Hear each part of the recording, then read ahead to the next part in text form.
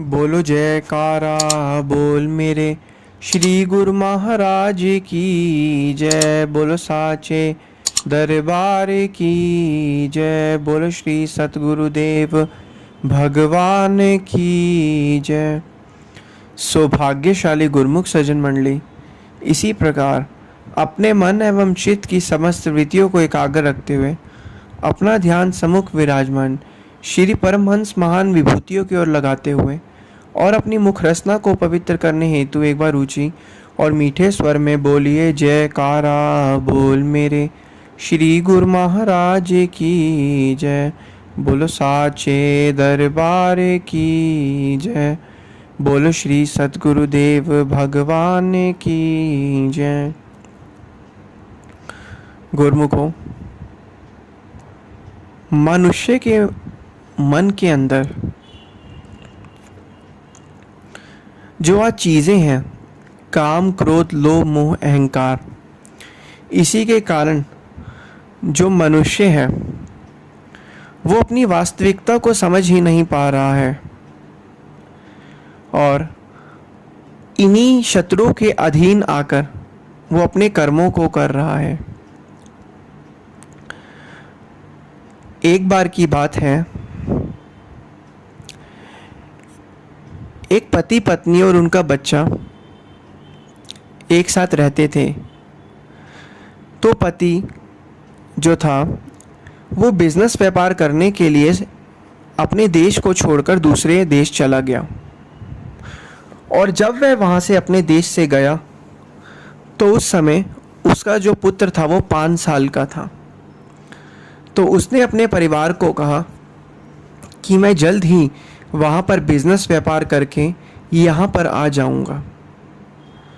तो जब वह विदेश गया, वहाँ पे 2-3 साल तक उसने बिजनेस व्यापार किया और कम समय में ही बहुत तरक्की हासिल कर ली। और वो 3-4 साल बाद घर आने का जैसे ही सोचता तो कोई ना कोई उसका बिजनेस व्यापार की ऐसी डील आ जाती जिससे उसे फ़ायदा होता।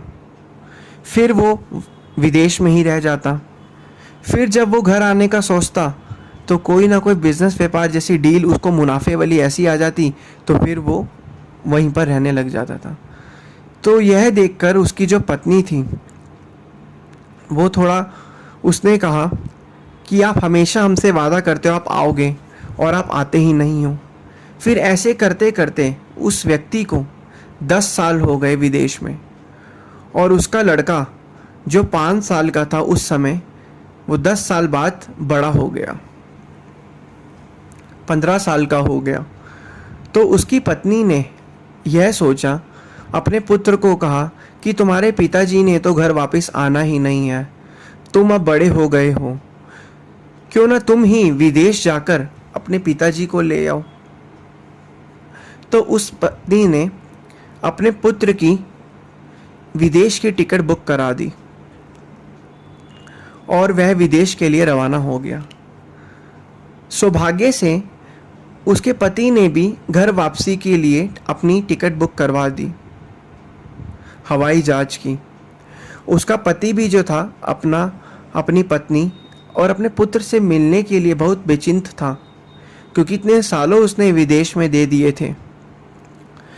और सौभाग्यवश जब उसका जो पति था वो इतना पैसे वाला था और जो उसका पुत्र था, जब वो एक सौभाग्यवश वो बम्बई की किसी धर्मशाला में रुक गए एक रात के लिए।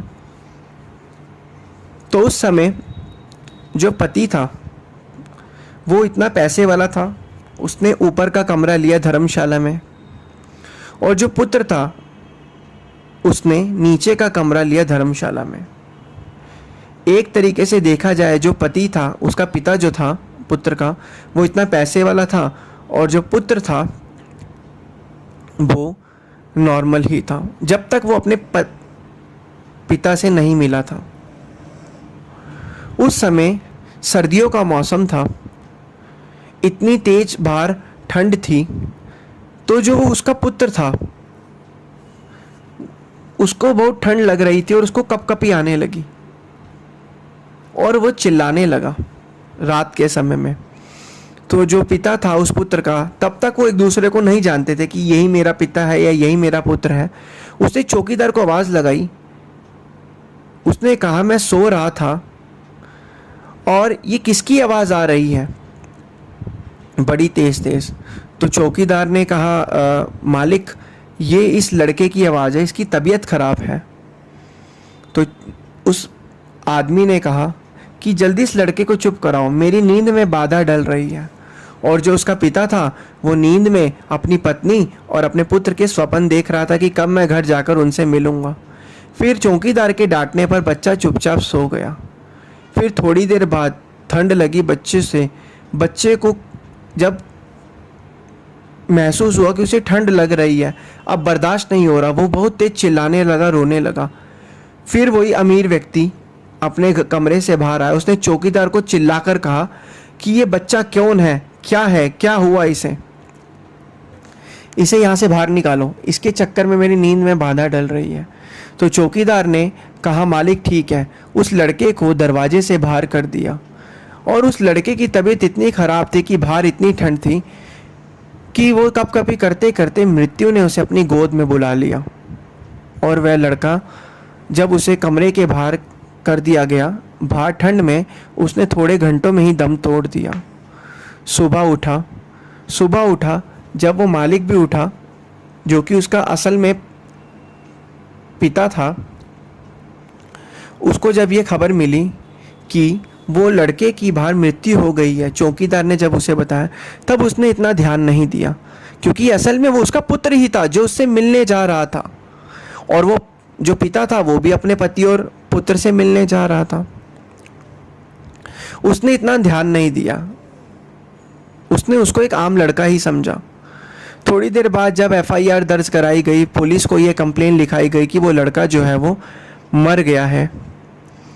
तो जो अमीर व्यक्ति था वो भी पुलिस के साथ उस जो वार्तालाप थी उसके अंदर शामिल हो गया। पुलिस ने छानबीन करने पर उस लड़के के पास से कुछ भी ऐसा सबूत नहीं मिला जिससे पता चल पाए वो लड़का कहाँ का है। तो पुलिस ने उस लड़के की जेब में खत देखा।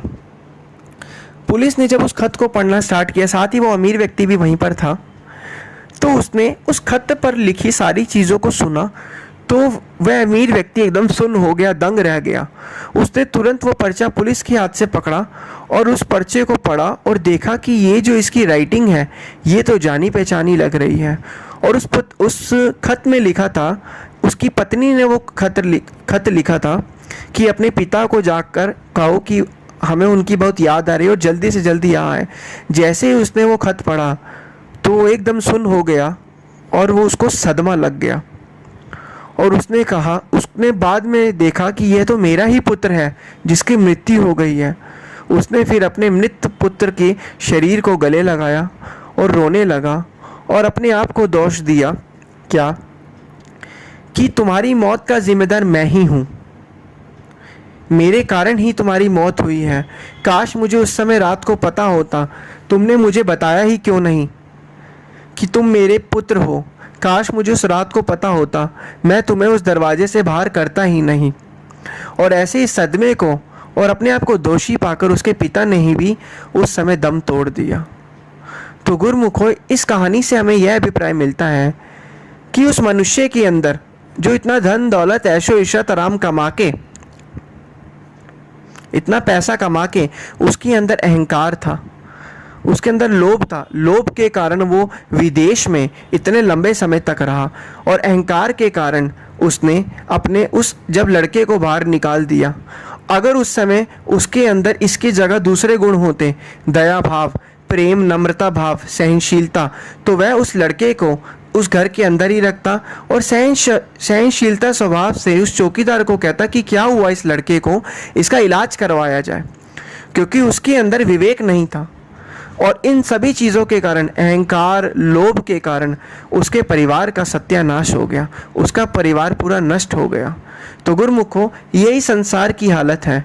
वो संसारी लोग क्या करते हैं, वो धन दौलत ऐशो इशरत आराम तो कमाते हैं, लेकिन इसके कमाने के कारण उसके अंदर जो अहंकार और लोभ के गुण आ जाते हैं, वो उसको जीवन जीने का तरीका नहीं पता होता। तो वह सभी लोगों से उसी तरीके से बात करता है और एंड में अपने पैरों पे कुल्हाड़ी मारते हैं और अपना सत्यानाश कर बैठते हैं, अपना विनाश कर बैठते हैं। क्योंकि अहंकार, लोभ और आसक्ति, ये तीनों चीज़ें ही गुरुमुख को पतन की तरफ लेकर जाने वाली हैं। अगर उस समय उस आदमी के अंदर सहनशीलता स्वभाव होता तो आज उसका वो पुत्र जिंदा होता और आज वो आदमी भी जिंदा होता। तो गुरुमुखों, कहने का तात्पर्य यही है कि संसार के हमें सारे काम करने हैं। इतना भी हमें काम नहीं करना कि हम अपने जो हमारा असली जीवन है, आनंद वह उसको हम नष्ट कर दे, बर्बाद कर दें। हमें सुख और शांति और आनंद में जीवन व्यतीत करना है। हमें अपना व्यवहार नम्रता और सहनशीलता के साथ रखना है। ये चीज़ें करने से हमारा जो है परिवार, धन दौलत, ऐशो इश्रत आराम सब कुछ बढ़िया होगा और हमें परम आनंद भी साथ साथ प्राप्त होता रहेगा और हमारे परिवार में शांति भी होती रहेगी। तो इसलिए गुरुमुखों, हर एक गुरुमुख का ये कर्तव्य है कि महापुरुषों के द्वारा बताए गए नियमों की पालना करनी है। नियम की पालना करने से हमारे अंदर अच्छे गुण प्राप्त होंगे, हमारे अंदर अच्छे गुण होते उभरते रहेंगे और हमें विवेक प्राप्त होगा और हमें सच्चानंद भी प्राप्त होता रहेगा। बोलो जयकारा बोल मेरे श्री गुरु महाराज की जय। बोलो श्री सतगुरुदेव भगवान की जय।